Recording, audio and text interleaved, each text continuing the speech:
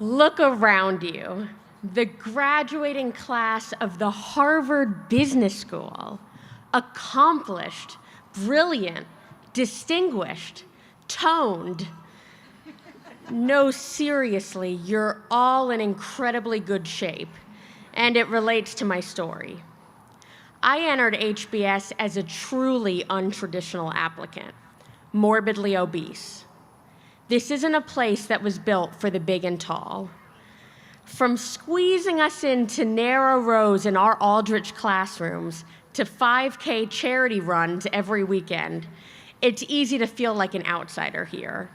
In fact, and I've ran the numbers on this, there's a 25% chance that the person sitting next to you is a former Olympian.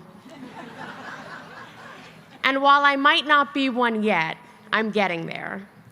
Over the course of the past year, I've lost over 100 pounds.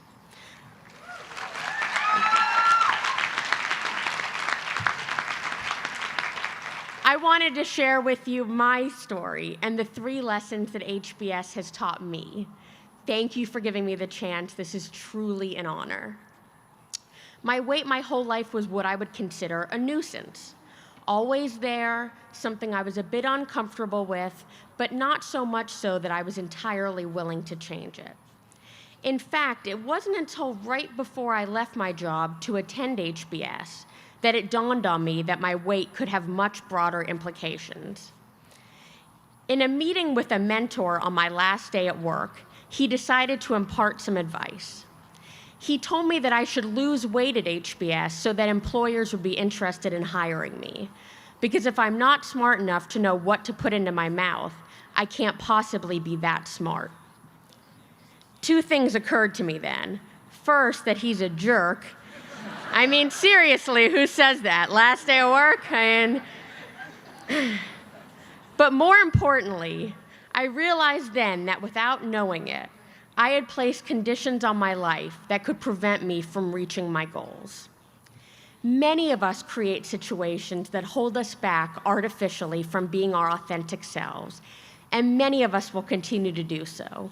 We'll rent a particularly expensive 1-bedroom apartment in New York City and use that as the reason that we can't leave the job we hate. We'll construct a group of friends and convince ourselves that we have to live a certain lifestyle to keep up with them. Or we'll put creating a family on hold because we have a roadmap for our career and we can't deviate from it. I'm not saying that these issues have no truth to them, but we're often creating a false dichotomy. We have more than 2 extreme options. It would be easy for me to make this the part of the speech where I tell you to do what you love. The fact is, most of us probably still don't know what that is. And even if we think we know, it'll probably change over time. So instead of saying that, I'll say this. As much as possible, don't add layers of artificial fat around yourself that prevent you from reaching your goals. Allow yourself the flexibility to learn what you love, to figure out where you create the most value, and to get there. Put as few roadblocks as possible in the way. For those of you keeping count, that's the first lesson. I've got some good news and some bad news for you.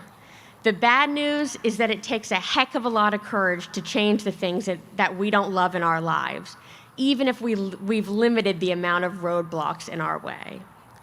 The good news is that we've all had at least 2 years of training in learning how to be courageous. We've all heard that HBS is transformational. I don't know about you, but I had no idea what alumni really meant when they said that. But I get it now. And for me, the HBS transformation was not only emotional and intellectual, but also physical. When I talk about finding courage here at HBS, I'm talking about a process, not an event. The process begins the first time we raise our hand in our first class, unsure that we can actually add value in a setting where we are convinced we were the one admissions mistake. Then we get our first cold call. I'm sure we all remember it well. In fact, because of my particularly unsettling experience, I can never hear the name Jack Welch again without breaking into a cold sweat. which, to be fair, is probably exactly what Jack Welch would want. And the journey continues. From the first time you realize a belief you had long held was wrong, and you admit it, to the moment you are sitting in a foreign country during Field 2, and you realize that you have to solve a real company's real problems in less than a week. Every day during these 2 years, we've practiced what it's like to do something we weren't sure we were capable of. When we imagine courage, it's easy to imagine someone saving a family from a burning building. I hope we don't fall into the trap of only seeing courageous opportunities in these moments, because God willing, most of us won't have the chance to display it there. I'd instead like to provide some alternative examples of courage that I have personally seen here at HBS. Courage is military veterans sharing their experiences in combat, their real innermost thoughts and feelings with a bunch of section mates who could not even begin to understand.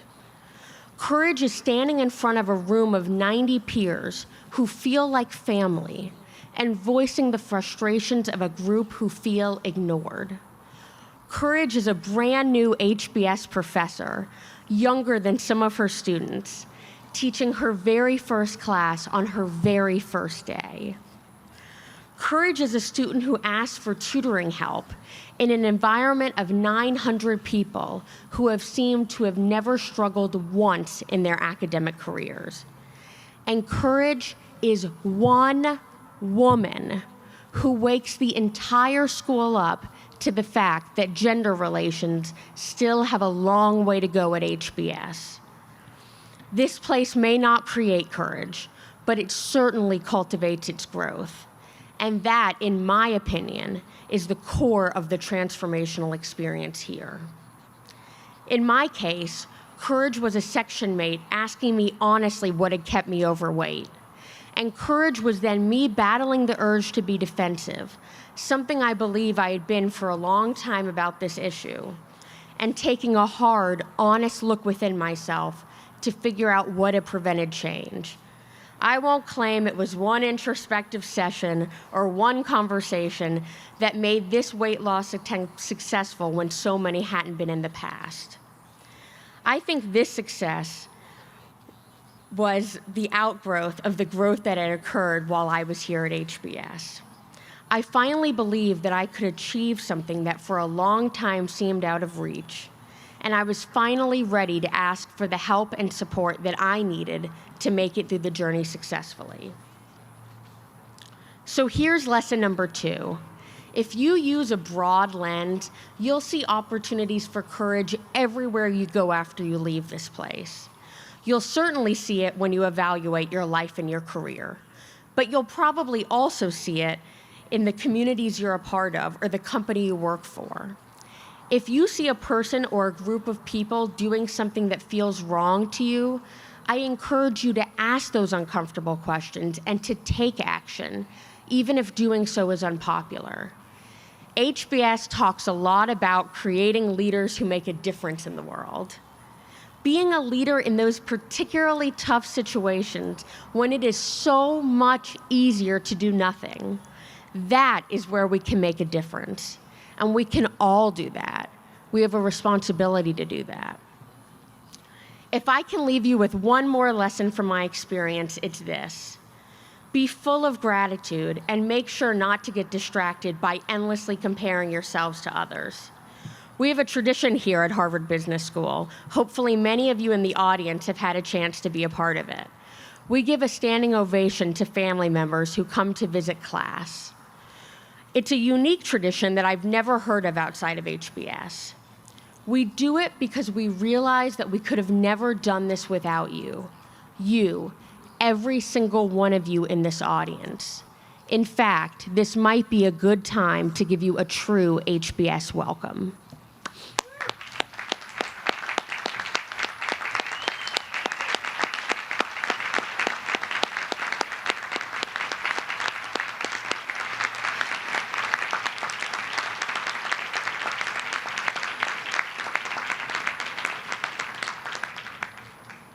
On behalf of everyone here, thank you.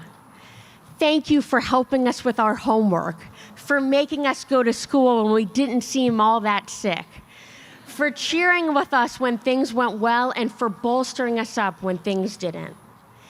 Thank you also so much for paying off our graduate school loans. You're welcome, class of 2013. That was binding. I have seen at least 3 episodes of Law & Order. That was a verbal contract. In all seriousness, we are one small piece of so many who have come before us. It is so profoundly easy to compare yourself with others, and let's be honest, HBS helps us fall into this trap. I mean, there's a spreadsheet you can download to not only compare your salary to the average graduate salary, but even to different percentiles of graduate salaries. By the way, here's a pro tip. Do not compare yourself to the 95th percentile. It is depressing. Just entirely resist that urge. I'm not saying it's inherently wrong to compare yourself with others. In fact, oftentimes this comparison can drive us to greatness. The real problem is that we don't often use the right comparables.